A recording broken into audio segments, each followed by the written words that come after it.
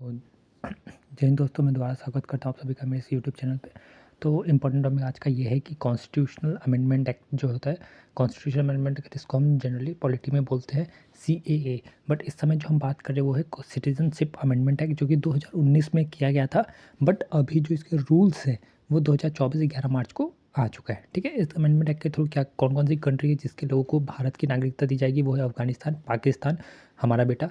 ठीक है ना, पाकिस्तान कौन है, हमारा बेटा है। और दूसरे लफ्ज़ों में बोला जाए तो गांडू है जो थोड़ा बिगड़ गया है, कुछ टाइम सुधर ही जाएगा, थोड़ा टाइम ले रहा है, बस सुधरने वाला है जल्दी ही। ठीक है, और एक है बांग्लादेश। तो इस एक्ट के द्वारा क्या हुआ था कि हिंदू, पारसी, सिख, जैन और बुद्धिस्ट, मतलब मुस्लिम रिलीजन को छोड़ के जो भी ये रिलीजन के और इन कंट्रीज से, उनको भारत की नागरिकता दी जाएगी।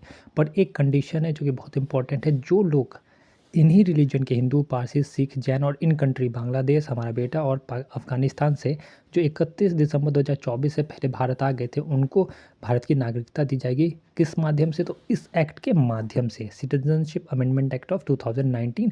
और रूल्स जो है 11 मार्च 2024 में हुआ था। ठीक है, बाकी जो है आपके मन में एक डाउट हो सकता है कि 2024 मतलब 2014 के जो बात आई, क्या उनको नहीं दिया जाएगा? तो उनको भी दिया जाएगा, बट हमारे जो वो है भारत का कॉन्स्टिट्यूशन है, उसमें उसके लिए अलग से नियम है कि किस तरीके से भारत की नागरिकता कोई ले सकता है। ठीक है, तो इसके लिए इस एक्ट के द्वारा कौन है, फास्ट ट्रैक सिटीजनशिप मिलेगी इन लोगों को, जो भी इसके थ्रू आए होंगे, मतलब जो भी इस कंडीशन को सेटिस्फाई कर रहे होंगे उनको। Online app, online portal app जो था गवर्नमेंट ने लॉन्च कर दिया उनके लिए, जिनको आसानी से भारत की नागरिकता मिल जाएगी। इस मतलब कि एक्ट के द्वारा लगभग 31 से 32 हज़ार लोगों को भारत की नागरिकता मिल जाएगी। और आपका ओपिनियन क्या है इन टॉपिक के ऊपर? क्या ये इलेक्शन के मद्देनज़र रखते हुए किया गया है? What you think? क्योंकि 2019 में ही इसका जब पास हो गया था, तो क्या रूल्स बनाने में इतना टाइम लगता है हमारे कंट्री को? I don't think so. क्या तो इलेक्शन के नज़रिए से इसको इस समय लॉन्च किया गया है। हाँ, आपको क्या लगता है, क्या ये जॉब पे अफेक्ट नहीं डालेगा? हमारे पास खुद के पास इतनी ज़्यादा जॉब्स नहीं है, हमारे खुद के नागरिक जो है वो, अब इनको भी नागरिकता वैसे मिल ही जाएगी, बट क्या ये सही चीज़ है कि डिस्पाइट जॉब कम होने के बावजूद इन लोगों को लाना? क्या ये टेररिस्ट को बढ़ावा नहीं देगा, क्योंकि पाकिस्तान से भी आ रहे हैं?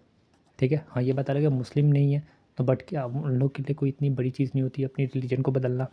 सबसे इम्पोर्टेंट जो है वो चौथा है सेक्युलरिज्म, जो कि हमारी कंट्री का स्टार्टिंग से रहा है। हमारे पिरम्बल में भी लिखा हुआ है, we the people of India having solemnly resolve to constitute, है ना, sovereign, secular, republic, democratic, liberty, equality, fraternity, ये सारे वर्ड्स हमारे पिरम्बल में हैं। तो ये एक सेकुलर वर्ड भी है। इसके अकॉर्डिंग इसका मतलब क्या होता है कि कोई भी रिलीजन के बेसिस पे, धर्म के आधार पे कोई भी भेदभाव नहीं होगा।